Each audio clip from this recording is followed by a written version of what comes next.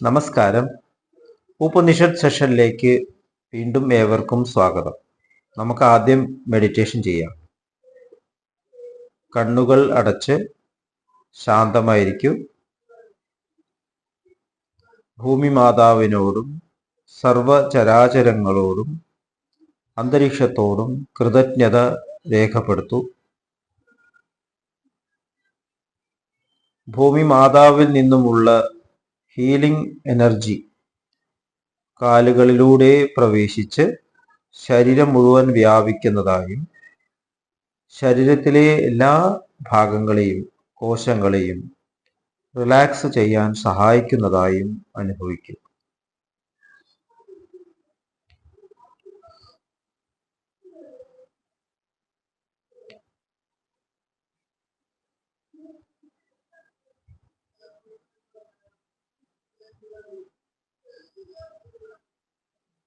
ഇപ്പോൾ ശരീരം പൂർണ്ണമായും റിലാക്സ്ഡായി. ശ്വാസം ദീർഘമായി ഉള്ളിലേക്ക് എടുക്കൂ. ഹൃദയത്തിൽ സ്നേഹം നിറയുന്നതായി അനുഭവിക്കൂ. ശ്വാസം പുറത്തേക്ക് വിടുമ്പോൾ സ്നേഹം പ്രപഞ്ചം മുഴുവൻ വ്യാപിക്കുന്നതായി അനുഭവിക്കൂ.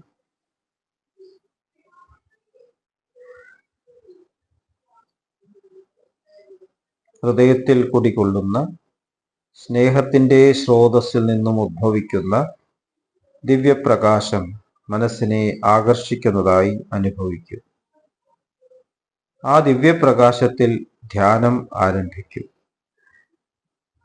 മനസ്സിൽ ചിന്തകൾ വരുന്നുണ്ടെങ്കിൽ മൃദുവായി അവയെ അവഗണിക്കുക. ദിവ്യപ്രകാശത്തിൽ ധ്യാനം തുടരുക. Please start meditation.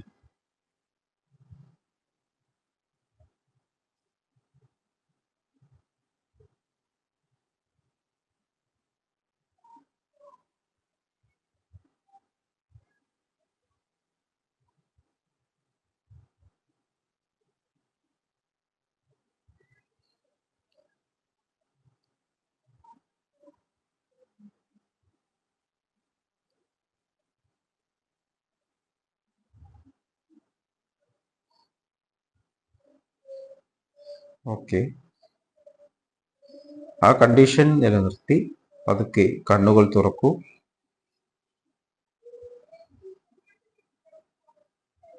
എല്ലാവരെയും ഹാർദവമായി വീണ്ടും ഹാർട്ട്ഫുൾനെസ് സഹജമാർഗ് മെഡിറ്റേഷൻ സിസ്റ്റത്തിലേക്ക് സ്വാഗതം ചെയ്യുന്നു. എന്താണ് യഥാർത്ഥത്തിൽ ഉപനിഷത്ത് എന്നുള്ളത് എന്ന് സഹജമാർഗ ധ്യാനത്തിലൂടെ നമുക്ക് തിരിച്ചറിയാനാകും. ആ എസൻസിന്റെ അടുത്തിരിക്കുക. ഉപനിഷത്ത് അതാണ് യഥാർത്ഥത്തിൽ നമ്മുടെ ഗുരുനാഥൻ. ആ സ്രോതസ്സിൽ നിന്നും ഉദ്ഭവിക്കുന്ന എസൻസ്. ആ എസൻസ് ഭൂമിയിൽ പ്രകടമാകുമ്പോൾ ഗുരുനാഥൻ, മാസ്റ്റർ, ലിവിങ് മാസ്റ്റർ എന്ന് നമ്മൾ അഭിസംബോധന ചെയ്യുന്നു. സഹജമാർഗത്തിൽ ഒരു ലിവിങ് മാസ്റ്റർ ഉണ്ട്. അദ്ദേഹത്തിലൂടെ നമുക്ക് ലഭിക്കുന്ന ആ ഒറിജിനൽ പ്രാണൻ നമ്മുടെ ഈ യാത്രയ്ക്ക്, യഥാർത്ഥ യാത്രയ്ക്ക് നമ്മളെ സഹായിക്കുന്നു. നമ്മൾ ഛാന്തോക്യ ഉപനിഷത്താണ് ഡിസ്കസ് ചെയ്യുന്നത്. ഛാന്തോക്യ ഉപനിഷത്തിലെ 1-ാമത്തെ ചാപ്റ്ററിലെ 22-ാമത്തെ ഖണ്ഡം വ്യത്യസ്തമായ ദേവന്മാരുടെ സംരക്ഷണത്തിൽ ഉച്ചരിക്കുന്ന മന്ത്രങ്ങളുടെ പല വിധത്തിലുള്ള ശബ്ദങ്ങൾ. 3-ാമത്തെ ശ്ലോകാണ്. സർവേശ്വര ഇന്ദ്രസ്യാത്മന സർവ ഊഷ്മാണ പ്രജാപതേരാത്മാന സർവേ സ്പർശ മൃത്യോരാത്മാനസ്ഥം യതി സ്വരേഷു പാലർബന്ധം ശരണം പ്രപന്നേ അഭൂവം സത്വാ പ്രതിവക്ഷതീത്യേനം ബ്രൂയാത്. എല്ലാ സ്വരങ്ങളും ഇന്ദ്രന്റെ പ്രകടനങ്ങളാണ്. എല്ലാ സ്പന്ദനങ്ങളും പ്രജാപതിയുടെ പ്രകടനങ്ങളാണ്. മറ്റ് എല്ലാ വ്യഞ്ജനങ്ങളും മൃത്യുവിന്റെ പ്രകടനങ്ങളാണ്. ഒരുവനെ സ്വരങ്ങളിൽ കുറ്റപ്പെടുത്തണമെങ്കിൽ അവനോട് ഇത് പറയട്ടെ, ഞാൻ സംരക്ഷണത്തിന് ഇന്ദ്രന്റെ ആശ്രിതനാണ്, അദ്ദേഹം നിനക്ക് ഉത്തരം നൽകും. 4-ാമത്തെ ശ്ലോകം. അഥ യദ്യേന സുവാലഭേത പ്രജാപതിം ശരണം പ്രപന്നോ ഭൂവം സ ത്വാ പ്രതിപേക്ഷ്യതിത്യേനം ബ്രൂയാദഥ യദ്യേദം സ്പർശേഷുൽപാലഭേദം മൃത്യും ശരണം പ്രപന്നോ ഭൂവം തത സ ത്വാ പ്രതിദക്ഷ്യതിത്യേന ബ്രൂയാത്. അവനെ അവന്റെ സ്പന്ദനങ്ങളിൽ കുറ്റപ്പെടുത്തുകയാണെങ്കിൽ പറയണം, ഞാൻ പ്രജാപതിയുടെ സംരക്ഷണത്തിൽ സമർപ്പിച്ചിരിക്കുന്നു, അദ്ദേഹം നിന്നെ നശിപ്പിക്കും. മറ്റു വ്യഞ്ജനങ്ങളിൽ കുറ്റപ്പെടുത്തുകയാണെങ്കിൽ അവനോട് പറയണം, ഞാൻ മൃത്യുവിന് സംരക്ഷണത്തിനായി സമർപ്പിച്ചിരിക്കുന്നു, അദ്ദേഹം നിന്നെ ദഹിപ്പിക്കും. 5. സർവേശ്വരാ ഘോഷവന്തോ ബലവന്തോ വക്തവ്യ ഇന്ദ്രേ ബലം ദദാനീതി സർവേ ഊഷ്മാണോ ഗ്രസ്ത അനിരസ്ത വിവൃത്ത വക്തവ്യോ പ്രജാപതേരാത്മാനം പരിദദാനീതി സർവേ സ്പർശ ലേശേനാനഭിനിഹിത വക്തവ്യ മൃത്യോരാത്മാനം പരിഹരാണീതി.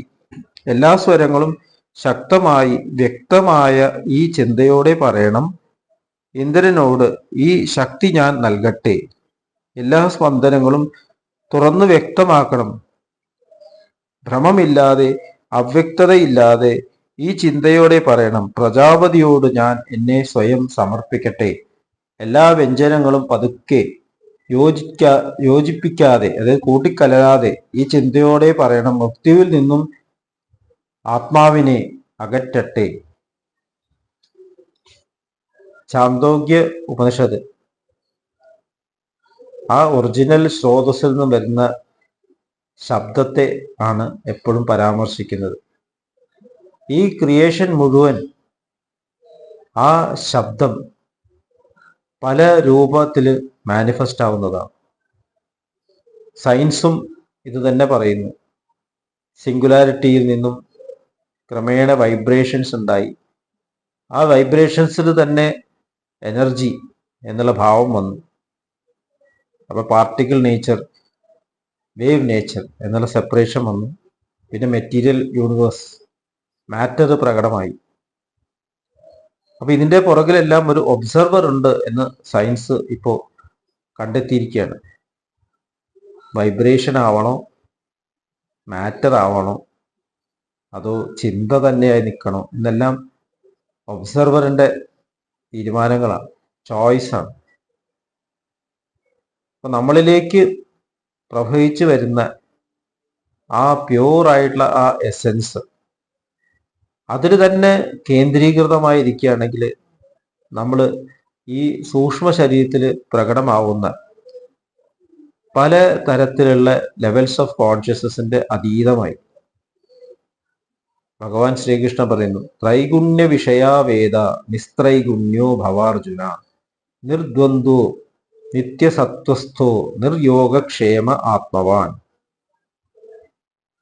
അപ്പൊ ഈ ഗുണങ്ങൾക്ക് അപ്പുറമാണ് യഥാർത്ഥത്തിൽ ആ എസെൻസ്. അവിടെ ഈ ഒബ്സർവറിന് ഒബ്സർവ് ചെയ്യാൻ സാധിക്കില്ല. ഒബ്സർവറിന് അതിനോട് കീഴടങ്ങാൻ മാത്രമേ സാധിക്കൂ, അത് സമർപ്പിക്കാൻ മാത്രമേ സാധിക്കുള്ളൂ.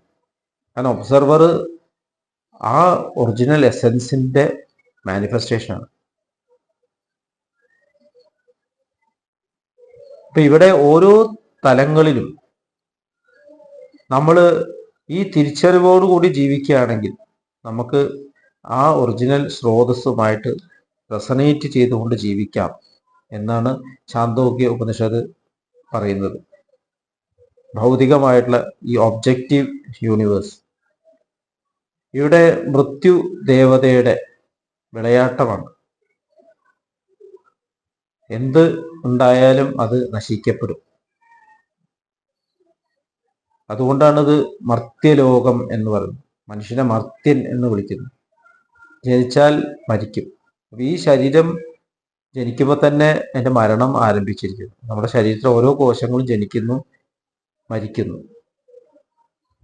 ഇത് നമ്മൾ തിരിച്ചറിഞ്ഞിട്ട് ശരീരത്തോട് അറ്റാച്ച്ഡ് ആവാതെ ശരീരത്തിലെ ആവശ്യങ്ങൾ നിർവഹിച്ചുകൊണ്ട് ശരീരം പ്രയോഗിക്കേണ്ട സ്ഥലത്ത്